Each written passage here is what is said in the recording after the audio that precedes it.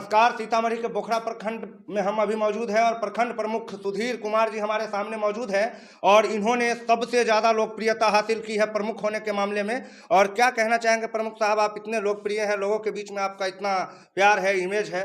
सबसे पहले आज बोखरा प्रखंड में उपस्थित सभी जनप्रतिनिधिगण का, सभी अभिभावक और बोखरा प्रखंड वासियों को इस 26 जनवरी के गणतंत्र दिवस के अवसर पर चंदन बंदन अभिनंदन करता हूं कि आप लोग यहां उपस्थित होकर जिस मान सम्मान से देश का गौरव पूर्ण क्षण को आनंदपूर्ण किया है, उसके लिए दिल से हार्दिक बधाई शुभकामना देता हूं। आपके सहयोग से, आप लोग के प्यार से ही मैं यहाँ पर बैठा हूँ और आप लोगों के सहयोग से ये प्रखंड में मैं काम कर पा रहा हूँ और अच्छे से कर रहा हूँ। चूँकि सरकार की जो नीति सिद्धांत है उसके आधार पर हम चल रहे हैं और हमें नहीं लगता है कि इस प्रखंड में जो मूलभूत सुविधा है वह उपलब्ध सरकार करा भी रही है और हम लोग हर तरह की योजनाओं को धरातल पर उतारने का काम कर रहे हैं। बिल्कुल पीसफुल और निसंकोच आप कह भी सकते हैं कि बोखरा प्रखंड आने वाले दिनों में सीतामढ़ी जिला में अव्वल आएगा। जी। अभी आप सुधीर कुमार जी हमारे सामने हैं, बोखरा प्रखंड के प्रमुख हैं और इनसे जानने की कोशिश करेंगे। बोखरा को आमतौर पर बहुत ही पिछड़ा और बैकवर्ड एरिया समझा जाता था। आपके प्रमुख काल में बोखरा के तमाम सड़कों का निर्माण हुआ। आपके प्रमुख काल में बोखरा में ब्लॉक पर आने के लिए जो एक पुल था, जो कई सालों से नहीं बना था, वो भी बना है। इन तमाम कार्यों को करने के लिए आपको कितनी कठिनाइयों का सामना करना पड़ा? बिल्कुल कठिनाई का सामना करना पड़ा, लेकिन सरकार का जो काम है वो हर क्षेत्र में काम चल रहा है, जिसका ये नज़ीर बोखरा ब्लॉक में आप देख भी सकते हैं। कहीं से भी सुगम हो गया रास्ता। NH 527 बगल में है, जो ग्रामीण मुख्यमंत्री सड़क योजना से ही बन चुका है। हम लोग का जो छोटा काम है, जैसे छोटा पुल पुलिया, गली नाली, रोड भी ढलाई हुआ है, बहुत से सार्वजनिक मॉडल शौचालय बना है। पब्लिक प्लेस पर जहां लोगों को मूलभूत सुविधा नहीं था, सीमेंटेड बेंच भी रखवाने का काम किया हूं। बहुत जगह पीने के लिए RO वाटर समरसेबल के साथ देने का काम किया हो, जो आने वाले दिन में चूँकि जल संकट सबसे ज़्यादा हमारे बोखरा प्रखंड में आया था, इसलिए हमने इस तरह की योजनाएं ला करके, चूँकि पब्लिक में बहुत ज़्यादा पानी को लेकर त्राहिमाम था और यहाँ हमारे जिलाधिकारी भी कई बार दौरा किए हैं, तो उन लोगों के सहयोग से ही, चूँकि जिलाधिकारी महोदय भी हम लोग को जो मिले हैं वो सुलझे हुए लोग हैं और काम इनर्जेटिक भी हैं। मैं दिल से आभार उनका व्यक्त करता हूँ और आदरणीय नीतीश कुमार मुख्यमंत्री जी का, जो हमारे मुख्यमंत्री जी जो काम किए हैं। 7 निश्चय 3 में भी अब जो योजना लिए हैं, उस फेज़ में जो भी जनप्रतिनिधि यहाँ बैठेंगे, काम करेंगे। मेरा कार्यकाल अब 7-8 महीना बचा।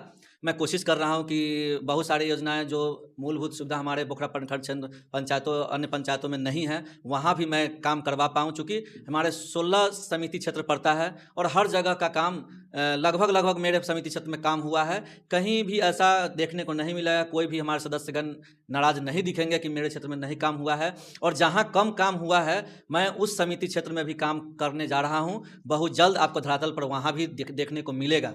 तो निश्चित तौर पर मेरा मानना है कि इस पद पर जो भी लोग बैठेंगे, मेरी शुभकामना है, आने वाले दिनों में बहुत कुछ देखने को मिलेगा। और इस सरकार का जो आगे आने वाले पार्ट 3 में जो 7 निश्चय योजना में जो विजन है, वह अगर धरातल पर उतर गया तो हमें लगता है कि बोखरा प्रखंड स्वर्ग जैसा लगेगा। अभी ग्राउंड के पीछे भी हमने जिम, यहाँ लगभग 50 परिवार रहते हैं, तो उनके लिए भी और बाहरी लोगों के लिए भी जिम का व्यवस्था किया है। सौंदर्यीकरण का काम किया है, झंडोत्तोलन। अभी लोग कहते थे कि आगे में सौंदर्यीकरण, इतना सरकार का पैसा। तो मेरा कहना है कि जब तक हम संसाधन कर्मी और अधिकारी को नहीं देंगे, उनको मूलभूत सुविधा नहीं देंगे, वह काम कैसे करेंगे। तो सबसे पहले मेरा ये भी था, अभी चुनाव होता है तो लगभग 100-200 गाड़ी भी अगर 4 व्हीलर लगाना पड़ता है, तो मेरा कैंपस उसके लिए एलिजिबल है। तो खास तौर पर मैं विश्वास करता हूँ, पॉजिटिव सोच रखता हूँ और इसी पॉजिटिव थिंक के कारण हमारे जो भी जनप्रतिनिधि, युवा साथी से लेकर के जो भी अभिभावकगण हैं, हमको उन लोगों से बहुत प्यार मिल रहा है और हम कोशिश करेंगे कि उनका जो प्यार है हम पर आशीर्वाद बना रहे और मैं इसी तरह से अच्छा काम करता रहूं और अपना जो मेरा आगे बढ़ने का, चूँकि सभी लोगों को ललक होती है कि मैं अपने जीवन काल में समाज के लिए कुछ करूं, तो मेरा एक खून का कतरा भी मेरे समाज के लिए अगर देना पड़ेगा तो मैं तैयार हूं। और मैं अपना ज़िंदगी समर्पित करने को तैयार हूँ और इस समाज सेवा में लगा देना चाहता हूँ, जो आगे आने वाले दिन में लोग चर्चा भी रहे कि सुधीर प्रमुख बने तो अपने कार्यकाल में ये काम किए हैं और आगे भी करेंगे। मैं आशा दिलाता हूँ कि ये आपका बेटा आपके चरणों में है और जब भी आप खोजिएगा तो आपके पास उपलब्ध रहेगा, चाहे 12 बजे रात हो या 12 बजे दिन हो। जब भी आपका, मैं तो कहता हूँ कि आप हमारे प्रखंड कार्यालय में आइए, हमारे आवास पर आइए और हमसे आप गेट टुगेदर होइए। कहाँ क्या कमी रह गई है मैं उसको पूरा करूँगा। हमारा जो हृदय, चूँकि हम सब कुछ यहाँ पर नहीं बता पाएंगे, एक बार हम चाहेंगे कि हमारे जो भी जनप्रतिनिधिगण और जो भी जनता जनार्दन हैं, वो लोग खुले तौर पर अधिकारी तो अपना जनता दरबार लगाती ही हैं और लगाते भी हैं, लेकिन मैं चाहूँगा कि आप आएँ और हमको आप आकर के अनुग्रहित करें कि आपके पधारने से मेरा सम्मान बढ़ेगा और इस समाज का भी सम्मान बढ़ेगा। इसी के साथ मैं आपके चैनल से जितने भी लोग जुड़े हुए हैं, यहाँ पर उपस्थित युवा साथी हैं, हमारे छोटे भाई मोहन केशव जी हैं, राजकुमार जी हैं, गुड्डू जी हैं, हमारे पार्षद सिराजुल हक मोहम्मद साहब हैं, लाल बाबू जी हमारे युवा साथी हैं, हमारे हरदिल अजीज़ हैं, जिसान बाबू हैं, मेरे फारूक जी भी हैं, ये रायपुर से आए हैं। पीछे भी देखिए हमारे सम्मानित भाई बैठे हुए हैं, बुधनगरा से भी हैं। सारे लोग, चूँकि ये कार्यक्रम जो हुआ है वो 26 जनवरी का, पहले मैं आप लोग सभी लोगों को फिर से बधाई देता हूं और आने वाले दिनों में आप लोग इस मंगल कामना के साथ अपनी वाणी को विराम करता हूं। जय हिंद, जय भारत। एक सवाल और रहेगा, क्योंकि ये 26 जनवरी का मौका है और बिहार के तमाम प्रखंडों पे आरोप लगते रहे हैं कि प्रखंड में जो भी काम होता है बिना घूस के नहीं होता है और घूसखोरी को रोकने में प्रमुख का बहुत बड़ा योगदान होता है। तो आप अपने प्रखंड में कहां तक जनता को सहूलियत दे रहे हैं कि यहां पर आने के बाद आपको पैसा नहीं लगेगा, बिना पैसा के आपका काम होगा? बिल्कुल, प्रखंड से और अंचल से शिकायत अभी तक तो हमें प्राप्त नहीं हुई है, चूँकि आप भी जानते हैं कि लीगली जब तक कोई पेपर हमें नहीं प्राप्त होगा हम उस चीज़ पर आकलन नहीं कर पाएंगे। अभी तक हमने यही 4 सालों से हमने बोलते, हम हर समय जब भी जनसंवाद हुआ है, हर मेरे भाषण में ये चीज़ रहता है, जनता के प्रति फोकस रहता है कि आप निसंकोच मेरे ऑफिस में आइए। अगर कौन कर्मी आपसे मांग रहा है, जब तक हमें आप नहीं बताएंगे तब तक चीज़ आगे अधिक को नहीं लिख सकते हैं। तो जो जहाँ हमको मिला है हमने उस पर नकेल कसा है और सरकार की सोच है, जीरो टॉलरेंस की नीति पर काम कर रही है।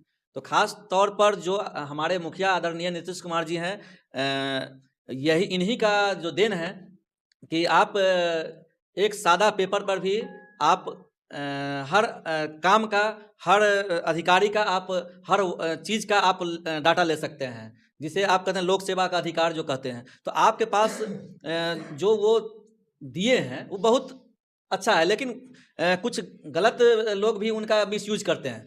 मोबाइल है तो मोबाइल का भी आप अच्छा चीज़ भी है और गलत उसका भी इम्पैक्ट पड़ता है। हमारे समाज में हर तरह के लोग उपलब्ध हैं। हमारा कहना है कि आप बिचौलिए से बचिए। प्रखंड में जब भी आते हैं तो आपका जो जनप्रतिनिधि इनको चुन के भेजे हैं, जो भी सदस्य यहाँ हैं, आप जनप्रतिनिधि से मिलिए और तब आप ब्लॉक का काम करवाइए। आप क्या कर रहे हैं, जनप्रतिनिधि से नहीं संवाद करते हैं, नहीं मिल रहे हैं और डायरेक्ट आप ब्लॉक में आते हैं। ब्लॉक में बहुत तरह का बिचौलिया हो सकता है, जो हमारे समाज में उस तरह के लोग होंगे। प्रखंड में, अंचल में कहीं ऐसा नहीं है। किसी भी चीज़ पर गाहे बगाहे हम सुनते आते हैं कि भ्रष्टाचार के बारे में जो आपने बात रखा है वो जायज़ है, चूँकि लोकतंत्र में की खूबसूरती यही है कि जब तक आरोप नहीं लगेगा तब तक आप अच्छे से काम नहीं करिएगा। आरोप सरकार पर भी लगता रहता है, लेकिन आपको जो टोल फ्री नंबर भी है, निगरानी विभाग का है, 5-5 नंबर है। हर आदमी के पास में मोबाइल है। 112 पर देखते हैं कि गांव के जो महिला हैं जो पढ़ी लिखी नहीं है वो भी 112 का जब कॉल कर सकती हैं। तो 10 डिजिट का नंबर निगरानी विभाग का है। अगर आपसे पैसा मांग रहा है, डिमांड कर रहा है, तो आप उस नंबर पर कॉल कीजिए। और सरकार, निगरानी विभाग में भी उन्हीं का कर्मी है और जब वो भी अपना करेंगे तो मेरा कहना है कि हाँ, लेकिन रियल होनी चाहिए कि आपसे मांगा जा रहा है, आप हरासमेंट हो रहे हैं। तो 5 नंबर टोल फ्री नंबर है, वो आप भी बता सकते हैं अपने मीडिया के माध्यम से। और सरकार तो कहती है कि आप जब भी आप कॉल करके सहयोग ले सकते हैं। तो अब तो जनता जनार्दन को देखना है कि हमें उस नंबर का यूज करना चाहिए। जब हम 112 का भी यूज कर रहे हैं, 12 मिनट में आपको जब पहुंच रहा है, सरकार का तो सिद्धांत है कि अब 6 मिनट में आपको 112 की गाड़ी भी और मिलने जा रहा है। तो अब तो 6 मिनट में आपके पास दरवाजे पर रहेगी। तो इस चीज़ को रोकना सारे लोगों का कर्तव्य बनता है, सारे लोगों की जवाबदेही बनती है। ये समाज को बदलना होगा, हमारा सोच बदलना होगा, हमारे समाज के प्रति चूँकि सरकार संसाधन तो दे देती है, इम्प्लीमेंट कर देती है, लेकिन वहाँ पर चूँकि इस परिवेश में अधिकारी के साथ जनता भी संवाद करेगी, तब जाकर के वह पटरी पर आएगा। तो समाज भी सुदृढ़ हो रहा है, वो भी पढ़ाई लिखाई में भी बहुत आगे बढ़ चढ़ के हिस्सा ले रहे हैं। तो आने वाले दिन में चूँकि जो गड्ढा मतलब नीचे आ गया था बिहार, वह अब विकसित भारत होने जा रहा है, तो निश्चित तौर पर बिहार का अहम रोल है। अगर विकसित भारत बनेगा 2047 में, तो वह बिहार के सहयोग से ही उस मुकाम पर चला जाएगा, और निश्चित तौर पर आप इस चीज़ को आने वाले दिनों में देखिएगा भी। जी बहुत जय हिंद, धन्यवाद। जय भारत। और अभी ये दूसरा